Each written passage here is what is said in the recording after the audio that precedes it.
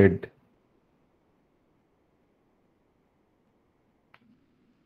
In this course, we will be studying the field of information retrieval. So what is information retrieval? It is a field concerned with structure, analysis, organization, storage, and retrieval of information. This definition was given by a person named Gerard Shelton in 1960s. Now, why this is important? Why am I naming someone? Because this person, Gerard Shelton, is named as is basically the father of this information retrieval research domain. So he initially started realizing the need to have a specialized domain on information retrieval. From that point, he is considered as the father of this information retrieval research domain. Now, what is this picture is all about? Here we can see one lady standing here. There's a pile of most probably some papers, and someone is crawling inside the papers, this pile of papers, and with something in his or something in her hand. Why this is important, or why I'm constantly showing this? Because it is basically the logo that is used by a conference called TREC, T-R-E-C. This TREC is the short form for Text Retrieval Conference. It is organized by NIST in US every year. What is the role of TREC, or what is the role of TREC in information retrieval? We will be discussing this later in details, but for the time being, let me tell you that TREC is the conference from which most of the data sets that we will be using or are mainly used in information retrieval are proposed in this conference. So this is the importance of TREC in information retrieval research. As we discussed yesterday, that we will be focusing on textual documents. That is, the documents will be containing only text information. From that point, if we define information retrieval, it is a process of seeking out textual documents of unstructured nature that satisfies the information need from within a collection. So this collection of documents, pardon my wrong naming here, it will be basically, sorry, this will be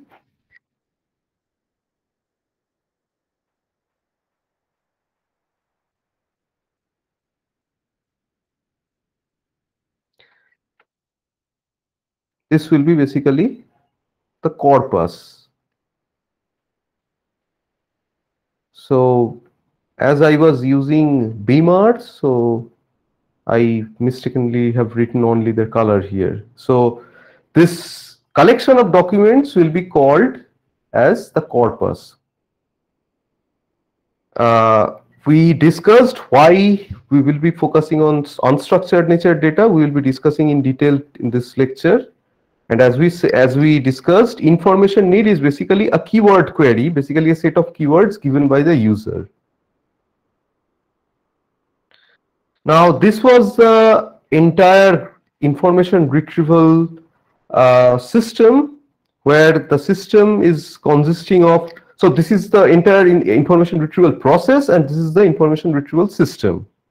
So given a set of documents or a corpus, information retrieval system will be first indexing it, and then given some query to the information retrieval system by the user, it will be returning a set of results. Now, information retrieval is rooted from the domain of library science. Very broadly, we can say it is library search, or searching for books in library is basically the root of the research on information retrieval. Now, in library search, what type of typical questions or queries that we used to submit. For example, in a library, we can search for the books or book with, say, title Macbeth. We can simply make a search in the library using this query. Also, another type of query can be find all the books authored by certain person, such as, say, William Shakespeare. So for answering this kind of queries, a simple catalog is sufficient. I'm not sure whether you have seen this kind of a catalog in your real life, but the computer pre-era situation where there was no computer catalogs available in libraries, you would have been finding a large table containing so many drawers, and each drawer has a certain range of letters pointed out here containing some cards, which are basically containing the information regarding the book, such as title, author's name, and its accession numbers, and so on and so forth. So given this kind of a typical query in library search, such as find some books based on title or author, a simple catalog search would be possible to answer this kind of queries. But let's consider a complex query. Find the book authored by Shakespeare and having a character named as, say, Desdemona. Or let's consider another example. Find the books with the quotation to be or not to be, that is the question, or frailty, thy name is woman. So if we if we provide this kind of a search terms, or if this kind of a search is the intention of us, a simple catalog will not be sufficient to find out a book from the library. Why? Because in this library, in these cards for which are corresponding to each of the books, which is containing only the title and the author's name. The character's name will never be mentioned in these catalogs, neither these quotations from the book. What we can do in a simple real-life library scenario, what we can do is we can go to the librarian who is a field expert. We can ask the librarian to find us the book such as which is authored by Shakespeare and having a character named Desdemona, or give me the book. We can ask or request the librarian to find us the book that is containing the quotation like frailty, thy name is woman, or to be or not to be, that's the question. That is, in this kind of a complex query, a simple catalog is not sufficient. We need a field expert who will be able to find out some find out the particular entity or find out the particular item that we are looking for based on this kind of a complex query. Now let's consider the web search. In a web search, having a field expert is actually impossible. Why? Because we know, as we understand, the web is containing information regarding everything, and we will not be able to find a master or a person who is similar to the librarian in our library search scenario who can help us to find out this kind of an information, or who can actually assist us to search for a particular entity based on some very complex type of a query such as this. Let's talk about the information retrieval applications. So from this, we understand that web search will be a very complex one. Considering that, we will be using information retrieval to answer or to build a system which will be similar to the combination of a catalog as well as a field expert. As we said, the most practical or most sought after application of information retrieval is the Google search. But let me tell you this, information retrieval is not only Google search or any type of search. Information retrieval can be associated with so many other subdomains of research. We will be discussing some of them in this course. As I said, the most prominent or most sought after one is web search, in which is basically the application of information retrieval, such as the search engine in web, which is web search, where we can search for certain, I mean, given some keywords, this will be the keyword, we can get a certain set of documents containing some information regarding this keyword. News search is another application which is similar to web search, where instead of searching on the entire World Wide Web, in this case for web search, the collection or corpus is basically the World Wide Web, right? But for a particular domain-based search, such as this news search, here in this case, if I search with water crisis in India, in the text box given in the TOI's website, the corpus in which the searching will be performed is basically the articles available in Times of India. Another very important application is desktop search, such as this. So for example, I want to get all the documents or all the files in which this information, the term information is there. I can make a desktop search like this, which will be giving us a set of documents containing information, containing the term information. Library search is another application, a similar kind of an application, where, as you can see in this example, I am searching in the SEM Digital Library. Here the search term is word embedding based methods, and this will be returning, actually this has returned me a set of documents or set of papers containing these 4 terms. Product search is another similar type of a search, where we can make some search on some e-portals such as Amazon or Flipkart or any other similar places.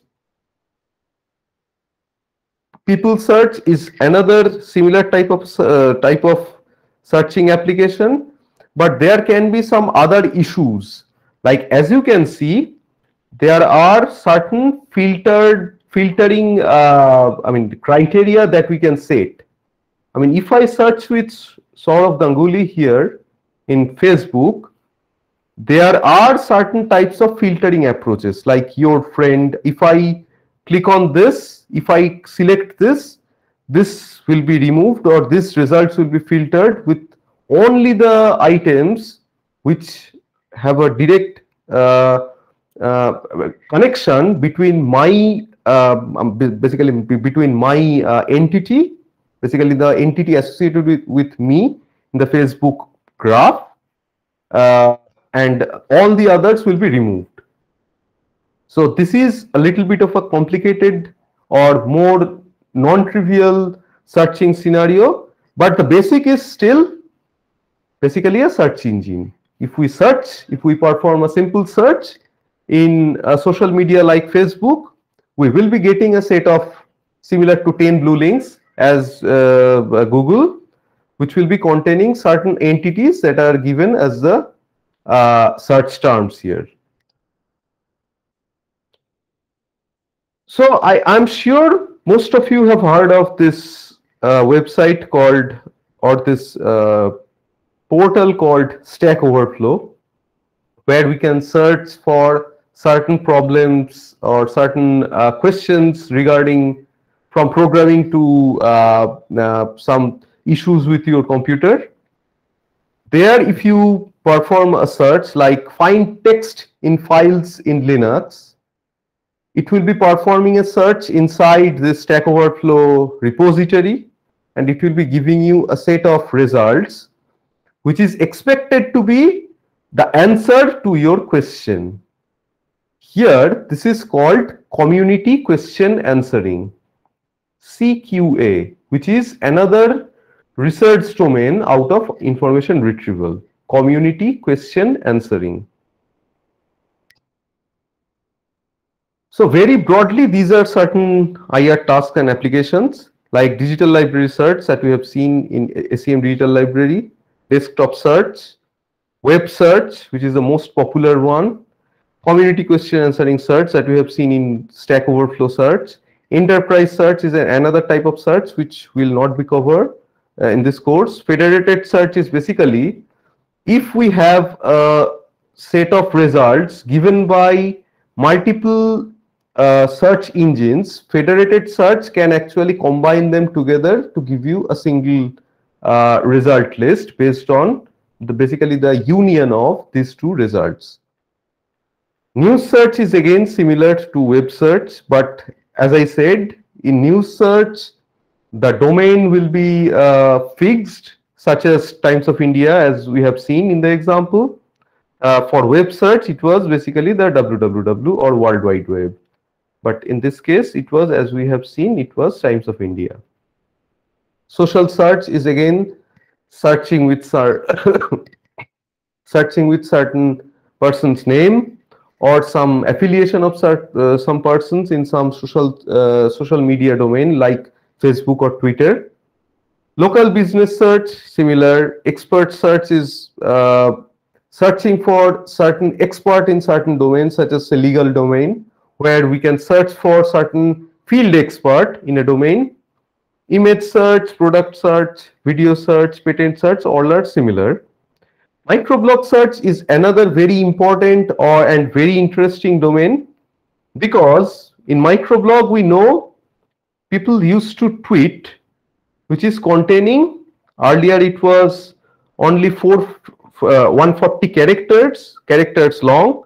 Now it has been increased, but still for news or web, we can understand a document or a textual document will be containing approximately on an average more than say 500 words.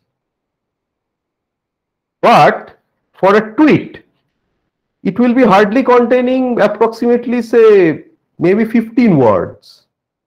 So given a query, searching in 500 words document as compared to searching in a 15 words document is actually completely different in certain perspectives. So that's why microblog search or searching for Twitter is actually a very interesting domain, which is again an IR subtask. We can actually discuss this later on during certain assignments.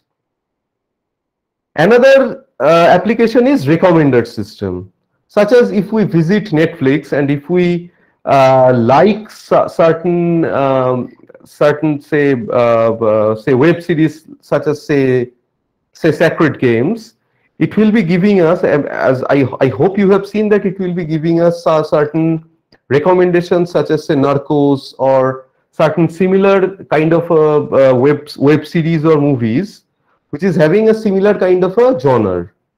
So this is again based on an IR task which is called recommender system. Again, I will be trying to cover a little bit about recommender system, because recommender system itself is a huge research domain.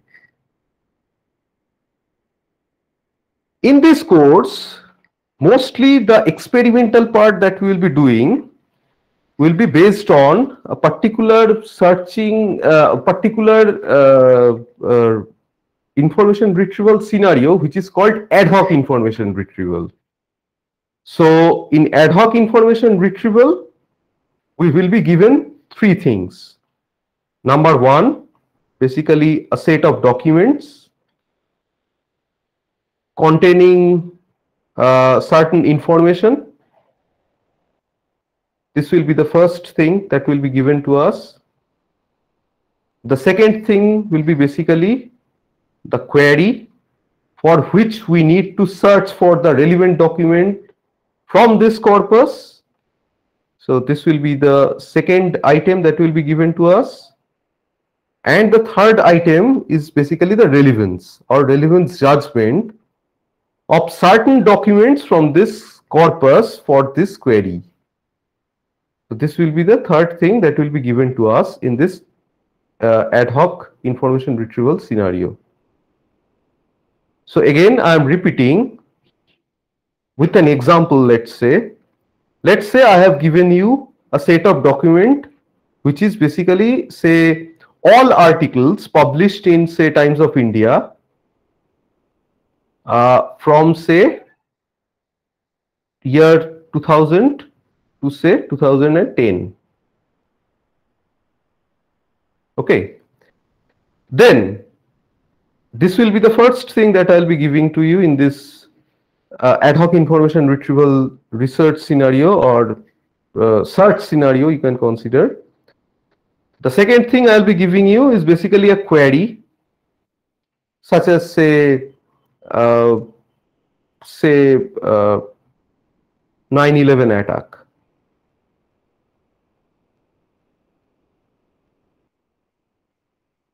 And the third thing I'll be providing is basically some documents from one, some documents from the corpus which are relevant.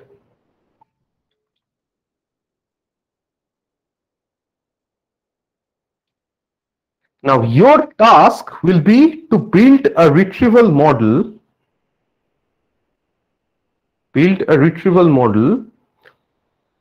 which will be considering this and this. Considering these two, your retrieval model should return this. So I'm sure it will be much more clear with this example. This is called basically the benchmark data that I have mentioned here. So this can be considered with this analogy. So the document collection can be considered as your syllabus in certain exam. The set of queries can be considered as your question paper, and the relevance judgment, the third thing, can be considered as basically the correct answers. So your task would be to develop a machine which is basically similar to attending for the exam. That is, during your exam, you know this and you know this, but you don't know this. Your task would be to write something, using this and this, come up with a set of documents, and while evaluation, this and this will be basically compared. We will be comparing the actual correct answer and your predicted correct answer to test the relevance or the effectiveness of your system. This is called the Cranfield method, which was basically provided by certain researchers, basically Cleverdon et al. Actually proposed this in, I think, in some year around 1963. So why it is called ad hoc? Because in this scenario, as I said, I will be giving you a set of queries, right? But given a document collection, such as, say, the Times of India articles from 2000 to 2010, there can be multiple different types of queries that can be formed. or these documents can, I mean, some of these documents can be relevant to infinitely many different queries. But I will be giving you a finitely many set of queries, maybe 50 or 100, to test the effectiveness of your retrieval model. Right? So that's why it is called ad hoc information retrieval scenario. In this example, I have shown only one query. Basically, in ad hoc information retrieval scenario, you will be given say 50 or 100 query, or maybe 200 queries, and you will be given a large test collection that I have already mentioned, such as Times of India, all news articles from 2000 to 2010. And together with that, this will be basically the answers which you should not be using for making the retrieval model. So what you need to do is you need to index it. You need to then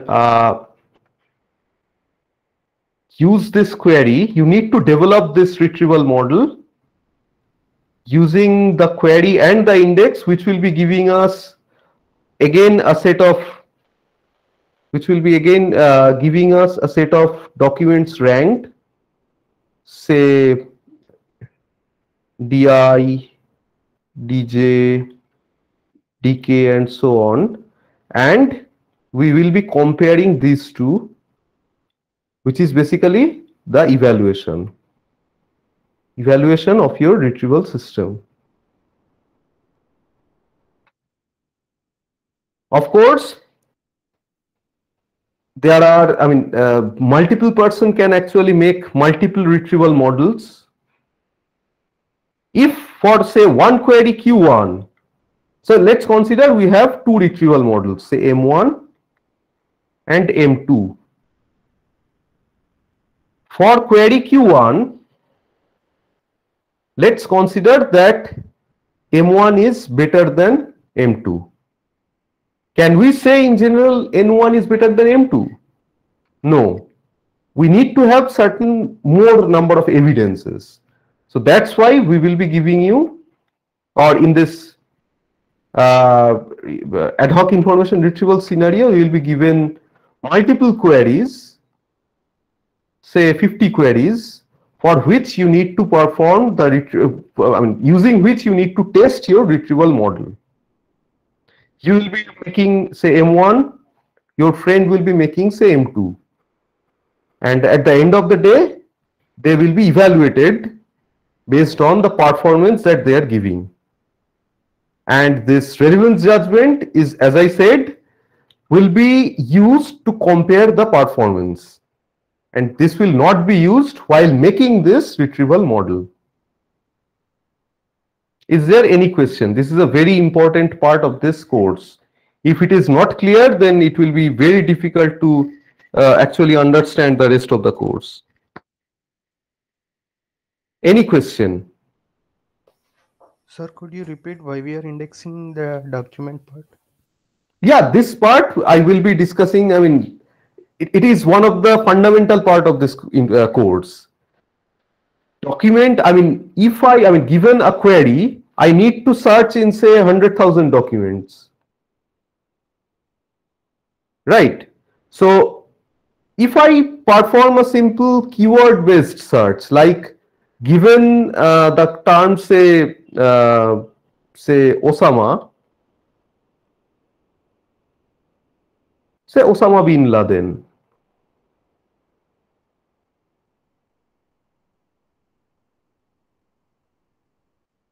So it is a 3-word query, Q1, Q2, Q3.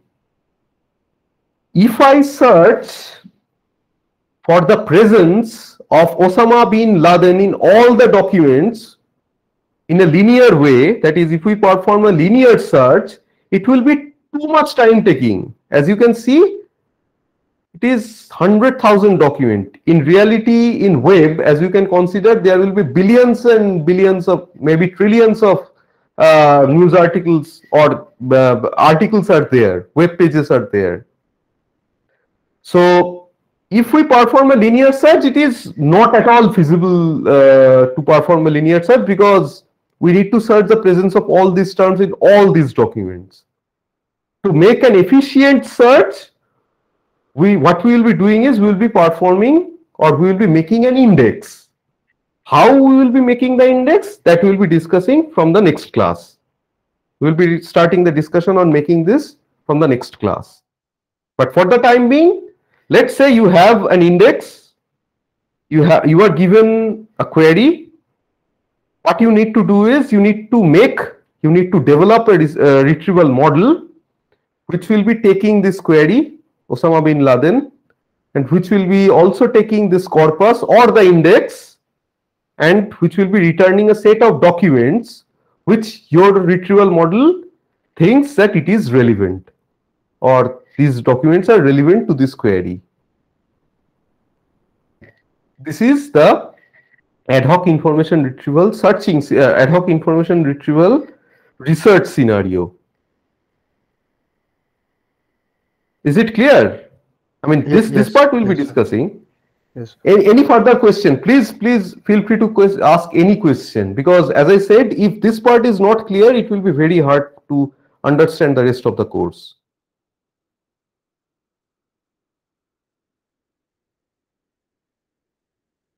Okay, then I hope it's clear relatively. So this is a very good analogy. So basically, your collection, or basically the corpus, will be basically the syllabus which you will be preparing or studying. So basically in exam, if we compare exam with this information retrieval, syllabus is basically the corpus.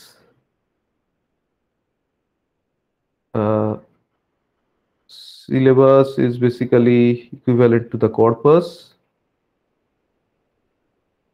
Study the syllabus, study the topics is basically making the retrieval model.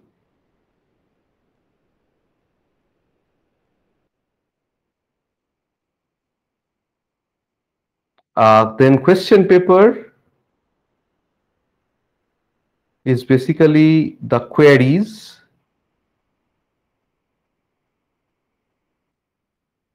Then your answer is basically a ranked list, or say list of documents.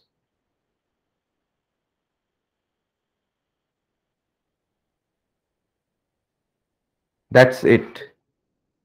While evaluation, now if I compare the evaluation, this correct answer or correct answers is basically the judged relevant documents.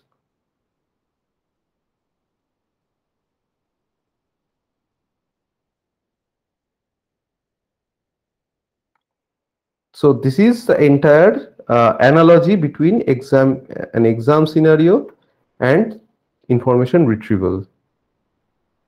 So this is the part that we will be using for during the development of the retrieval model, and this will be during the evaluation.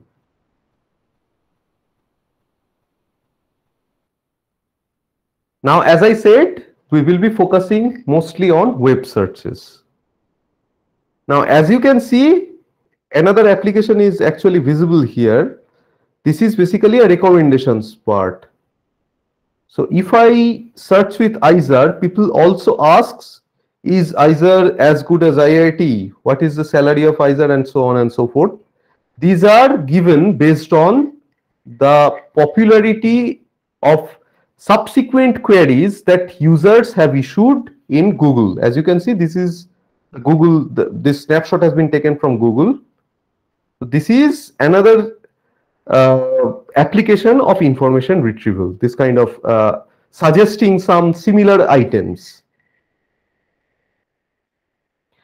Now this web search, how this web search actually happens. So up to this part, it was clear. I mean, we have discussed this corpus, then document, then representation, index, and so on.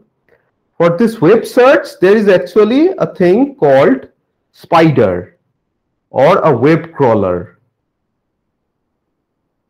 This spider actually walks through all the web pages in the internet, in the www, World Wide Web, and it crawls all the documents, or it downloads all the documents in certain in certain server you can consider, and then it actually considered the downloaded pages are considered as the set of documents.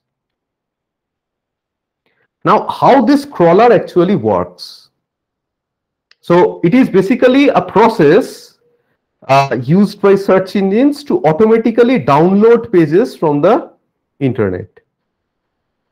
So it will be starting with a list of seed keywords. This is called seed, basically seed URLs. And it will be identifying all the hyperlinks in the page of this, in this given URLs, and add them to the list of URLs and download all the web pages in those URL lists.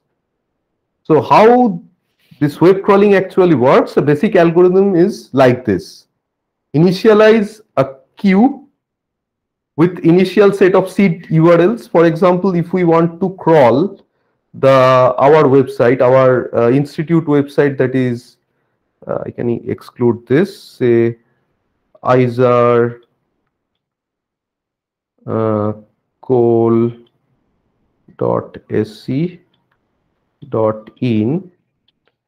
If I give only one URL as a seed, it will be putting this seed URL into a queue.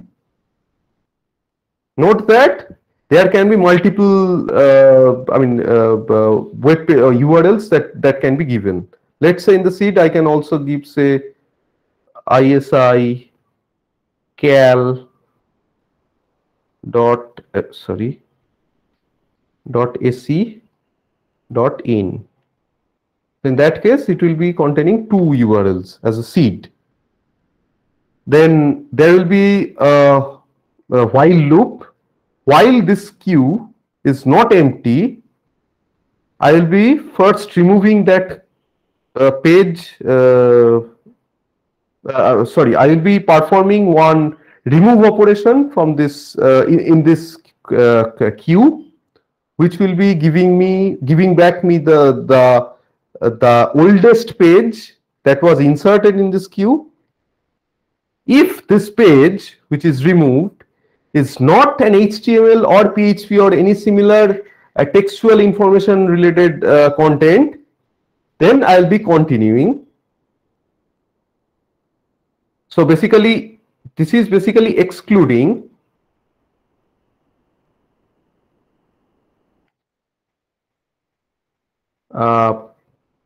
pages with non-textual information.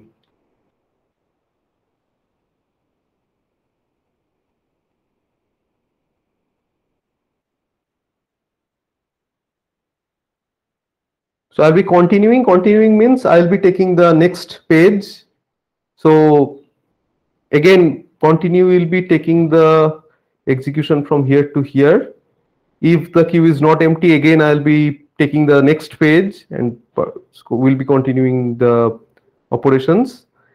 Now, if the page is already visited, if this deleted page is already visited, again I'll be continuing. That is, I'll be considering the next page if the queue has already not been empty. Otherwise, basically, I'll be downloading the page. So this is basically this page. I'll be downloading the page. there are multiple ways of downloading a page programmatically. One such command is called wget. Using this, this is a function using which you can actually download a page programmatically. If there is any error while downloading the page, I'll be again continuing. Basically, I'll be excluding that page. I'll be again checking whether queue is not empty. If it is not empty, I'll be taking the next page, and so on and so forth. And else, that is, if there is no error in downloading the page, I'll be parsing the document. That is, now D has been downloaded. So the page, the URL that was there in this queue is downloaded. I'll be parsing it to look for new URLs. If there are certain new URLs in this page, I will be putting that in this, again in this same queue named as queue. And this is basically the entire thing. So basically this will be again going here. While queue is not empty, I'll be continuing the whole process. Okay, so given a set of seed URLs, if you follow, this is a basic algorithm, very basic algorithm. If you follow, you will be, what you will be ending up with is basically a set of web pages containing basically from the seed URL, it will be basically crawling the entire set of URLs which are pointed from the seed URL. So let's say if the seed URL is this, let's say our IZAR website, the seed URL, it is containing multiple links. From each link, I'll be downloading, and also I'll be looking at the, let's make it a little bit more fancy. So there are, say, 3 links from the mother page or the seed page. I will be downloading them, and and of course there can be some other links as well. I will be also downloading them. From here, there can be a direct link to its parent, that is the seed as well. Now, this is, let's say, this is our IZAR Kolkata's URL. Let's say so this is, say, someone, say, a person named, a faculty, say, X, who is having a URL here. From here there is a connection. So this is basically his home page, and in the home page he had given, so the faculty, let's consider, had given the URL of, say, his previous affiliation, that is, say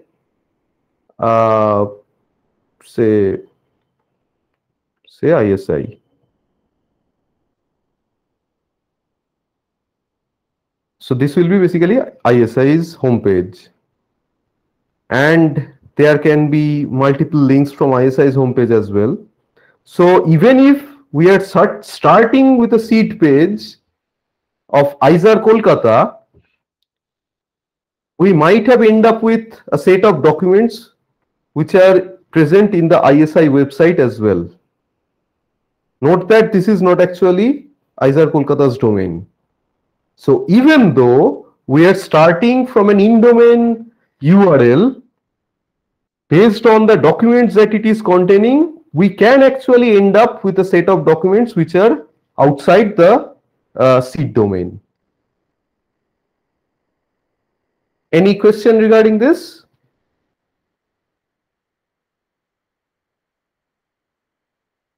All right.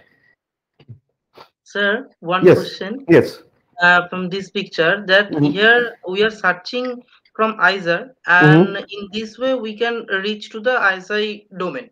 Right. So that means all the domains are interconnected. From here, as I said, let's consider that this faculty member was had done his PhD or postdoc or any other academic activities from ISI. So in his homepage, you will be finding that he had mentioned, I have done my PhD from Indian Statistical Institute, Kolkata, and in bracket, he had given the website of Indian Statistical Institute, Kolkata, which is isical.ac.in. Okay. Okay? Yes, sir. Yes. All right. So, as in the definition of information retrieval, I have stated that it is basically the process of seeking out documents of unstructured nature.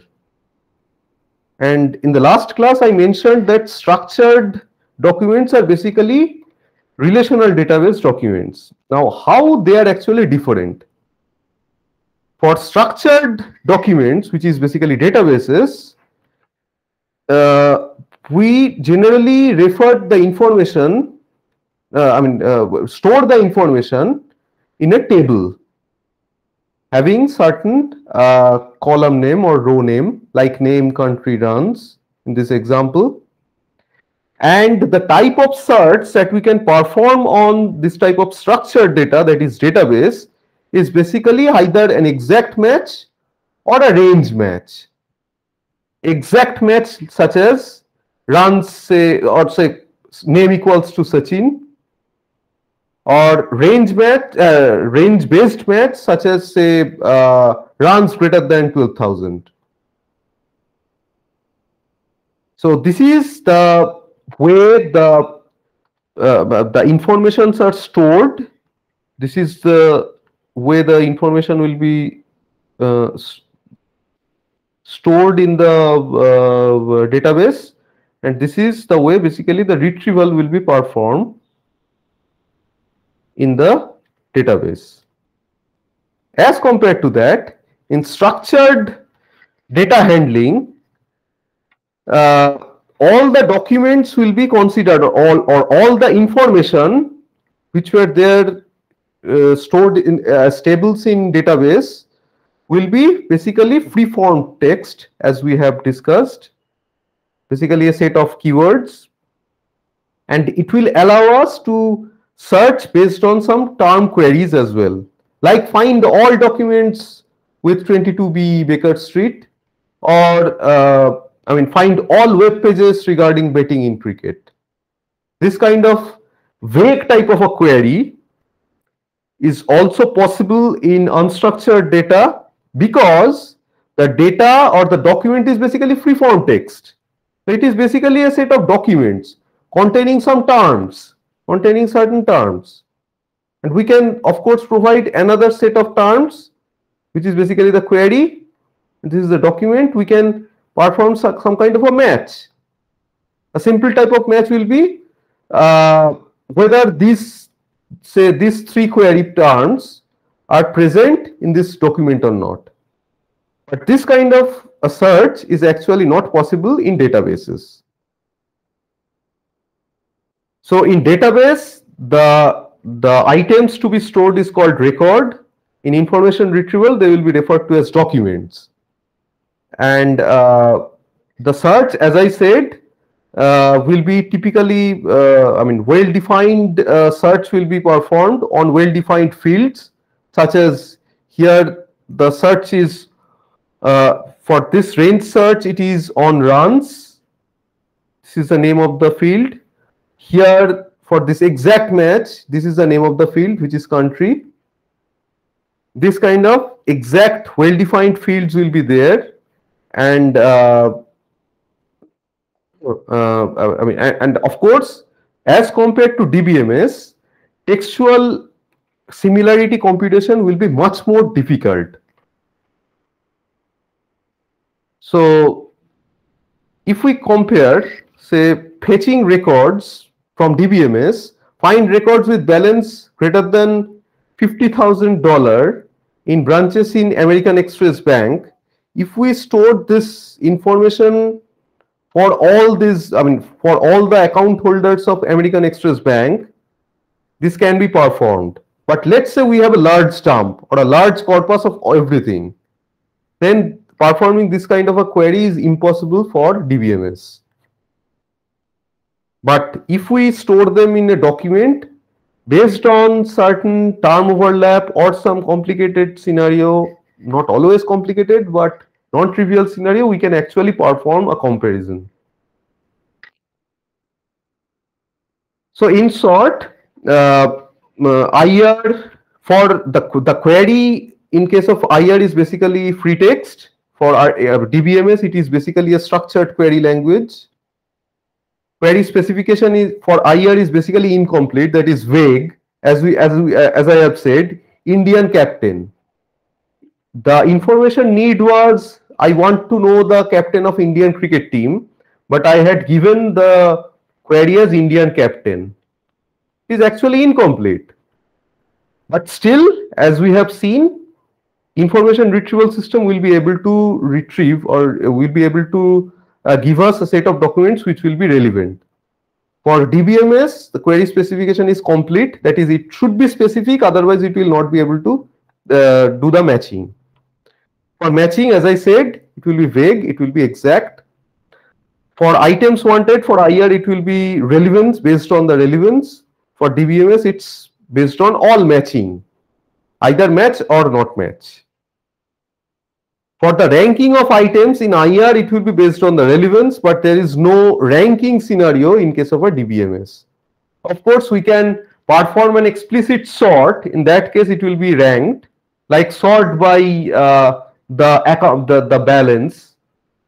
Otherwise, there will be no application or no applicability of ranking in DBMS, but in IR, everything will be based on some relevance. Now, as we have mentioned, that we will be concentrating on unstructured data. So, why unstructured data? The reason will be clear from this diagram. So, from 2009 to 2017, this is the amount of data that has been created all over the world. And in this green bar, it is the structured data, and in the blue bar, it is the unstructured data. It is basically given in terms of exabytes, and this is after 2017, and now we are standing at 2022. So every day, as we are tweeting, as we are making a Facebook post, every unstructured data, I mean, we are actually creating a huge amount of unstructured data every second. Now, okay, let's just skip this part. I'll be discussing this in the next class. So, as I have said, the topics to be covered in this course 4201 will be in the first part of this course, that is before end semester. I'll be covering document representation, this part, then indexing, how to perform the indexing, this part, then how to represent the query. This is a very small part. Then the first part of retrieval model will be discussed. Then how to evaluate the rank results that are returned by the retrieval model. This will be discussed in the first part before before mid-sem. After mid-sem, we will be covering another set of retrieval models. We will be covering this feedback model. We will be covering another it will be basically feedback model and result evaluation too. There will be some advanced evaluation techniques that will also be discussed, and we will be covering certain aspects of web search.